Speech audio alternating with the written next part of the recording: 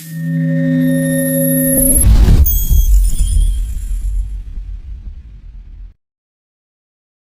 everyone and welcome back to English with Lucy. Today we are going to talk about self-introduction, the answer to that dreaded question, tell me about yourself. Now, to some of you, this topic may seem very basic, but learning to introduce yourself properly is incredibly important. You might need to introduce yourself without any forewarning, so you need to be prepared. You may need to introduce yourself in your English class or in a job interview. You might need to introduce yourself at a new job or at a new hobby or leisure activity. You may even need to introduce yourself at a big event or convention in front of thousands of people. I feel very nervous and anxious when I have to introduce myself to large groups of people, and English is my first language. For learners of English, for my students, this is incredibly intimidating. In order to successfully introduce yourself, you must have your self-introduction pre-written and learnt. You have to be prepared. In this video, I am going to guide you through this process. At the end of this lesson, you will have a complete self-introduction that is ready to use and ready for you to learn off by heart. I encourage you to share your introductions in the comment section down below so that the community and I may assist you and correct you. So let's start with the basics of a self-introduction. The very first thing that you'll need to say when introducing yourself is a greeting. Now, you can have formal greetings or you can have informal greetings. It depends where you are, the situation you are in. Let's start with formal greetings. Obviously, hello. Hello can be both formal and informal, but it's fine to use it in a formal situation. You also have good morning, good afternoon, and good evening. Make sure you pay particular attention to what time of day it is.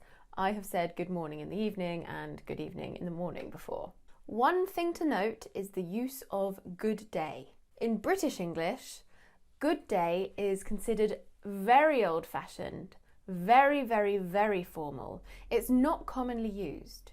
However, it is very common in Australian English. They kind of shorten it down to good day.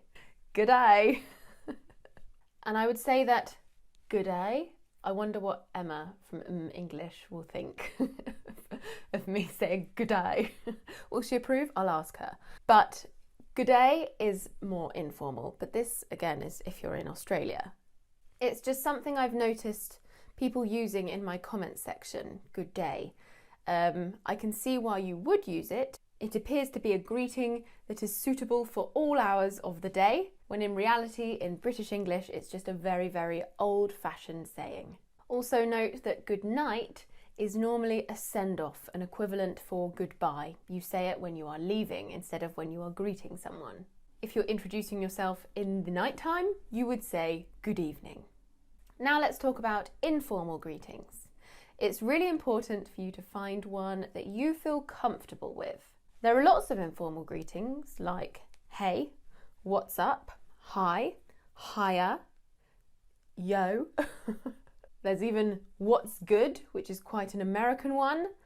Honestly, if I said yo when I was introducing myself in an English class or in a less formal situation, I would feel really stupid because it doesn't suit me.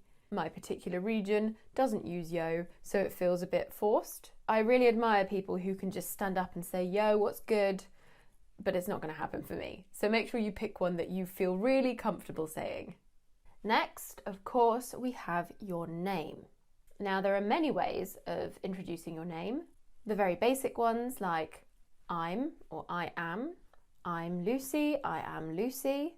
Or if you're introducing yourself in a situation where the majority of the audience cannot see you, for example, on the telephone, no one can really see you when you're speaking on the telephone. You can say my name is or my name's with the apostrophe S, the contracted form. Or if you're in a very large auditorium or convention centre, then you might want to use this is. This is Lucy. On the telephone, I would normally say, hi, this is Lucy speaking, or this is Lucy. Next, let's talk about location, where you're from and where you're living. There are many variations of this. I'm going to start with the most basic and move on to slightly more complicated ways of describing your geographical location. Firstly, we have I'm from and then the place name. I'm from Bedfordshire. We also have I'm and then the nationality adjective. I'm British. I'm English. If you are from somewhere that is quite far from the place where you're introducing yourself, you can say, I come from, and then you can name that place. Come from implies a little bit more of a journey. If you want to say where you grew up, you can say, I was born and raised in place name. I was born and raised in England.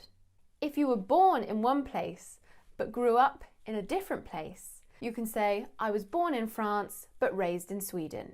If you want to say that you are from one place but are now living in another place, there are various options.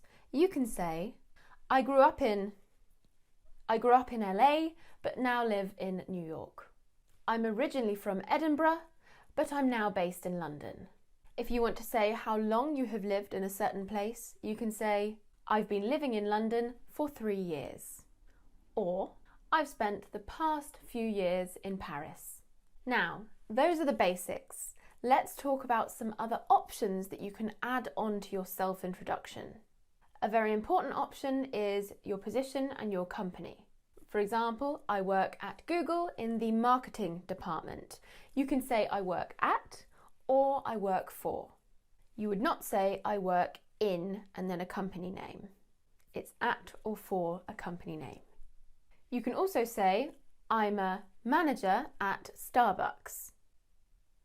I'm a position at company. Again, the at can also be replaced with a for. If you just want to give a general idea of the field in which you work, you can say, I work in general area. I work in sales. If you want to give the specific position, you can say, I work as a deputy manager. I work as an accountant. I work as an accountant. You might also want to mention your qualifications, especially if you are introducing yourself in a job interview. If you want to say that you are close to graduation, you can say, I'm about to graduate. You could also say, I am a subject, graduate or postgraduate. I'm a marketing graduate. I have a Bachelor of Arts degree in marketing. Or I have a BA degree in marketing, or just a BA in marketing. I'm a biology postgrad. Shortening it down to grad is more informal, so it might be something that you do at a convention or in your English class. If you want to talk about courses or other achievements, you can say, I'm currently taking a course in subject, maths. Now, note the preposition, in versus on. You can take a course in something theoretical, like maths. You can take a course on something practical, like jewellery making or pottery. You can also remove the preposition. I'm taking a pottery course.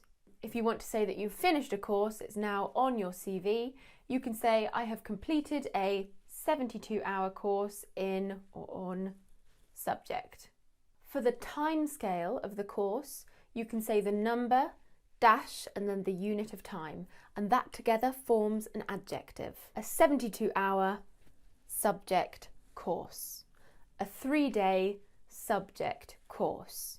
Now, if you want to talk about experience, about your previous jobs, you can say, I have number, years of experience in the field. I have 3 years of experience in the neuroscience field at whichever company.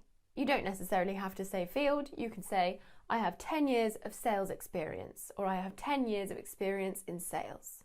You can also say, I've worked in field for however long you've worked there. I've worked in the accounting field for 3 years, or I've worked in accounting for 3 years. Now, if you are in a more informal situation, one in which you're introducing yourself to make friends and to meet people and to get to know each other better, you may want to talk about your family. Now, obviously, there are the normal things like I have a brother, I have a sister, I have a mum and a dad.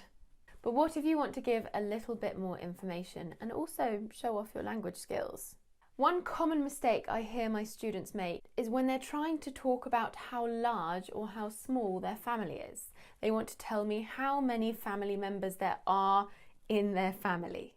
I often hear them say, "We are 5 in our family." This isn't correct in English.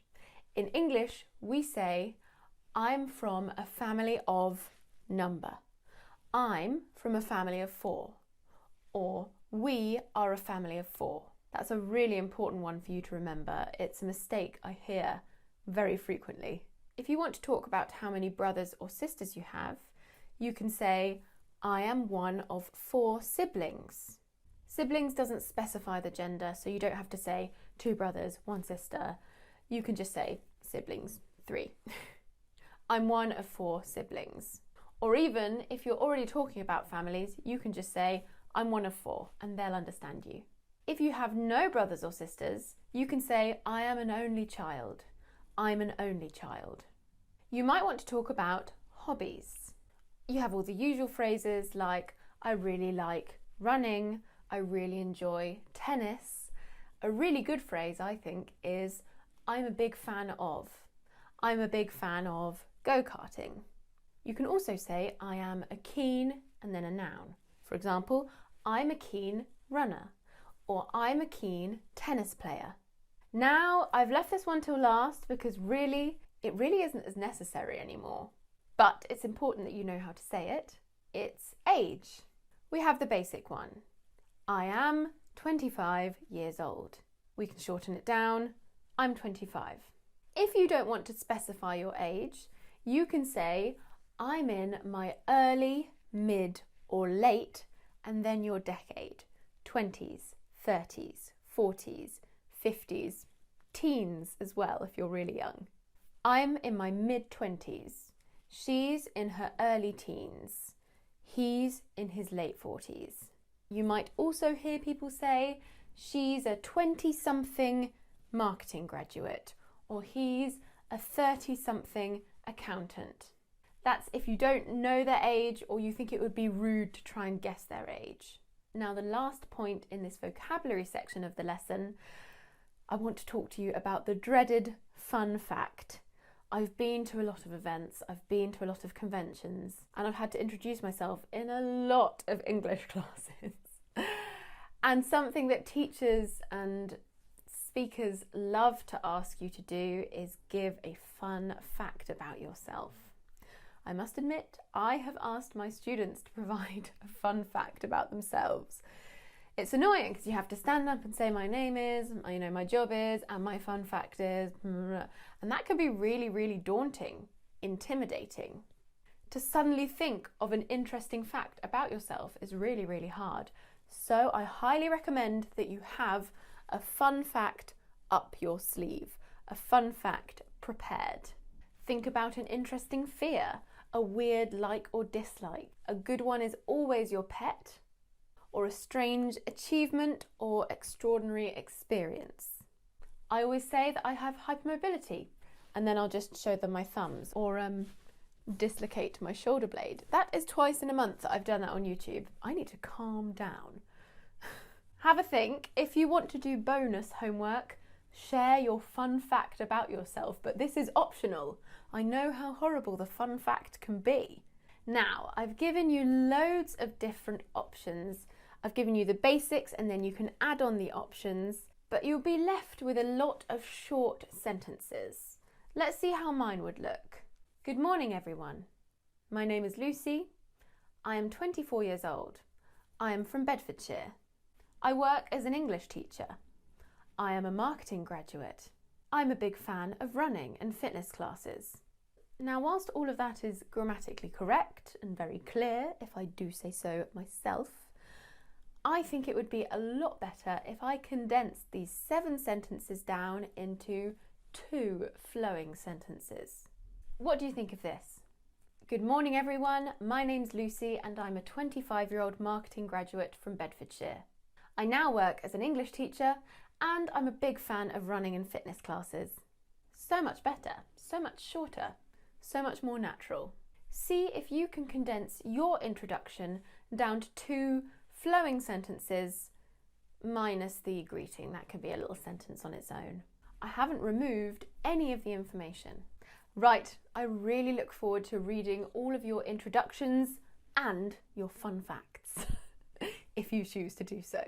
Feel free to correct each other and help each other. I will also be looking at the first comments, and I'll look at a handful throughout the week as well when I can. Don't forget to connect with me on all of my social media. I've got my Facebook, my Instagram and my Twitter, and my Lucy Bella Earl channel where I talk about my life, not English.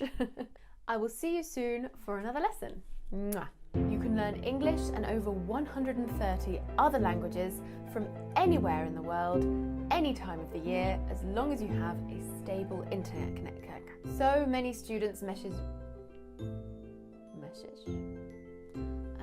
you later. They've given me an offer to pass on to you. You will get $10. Receive, not get. Get's an awful word. I just saw someone that I didn't think smoked smoking outside my window. Oh, the knowledge.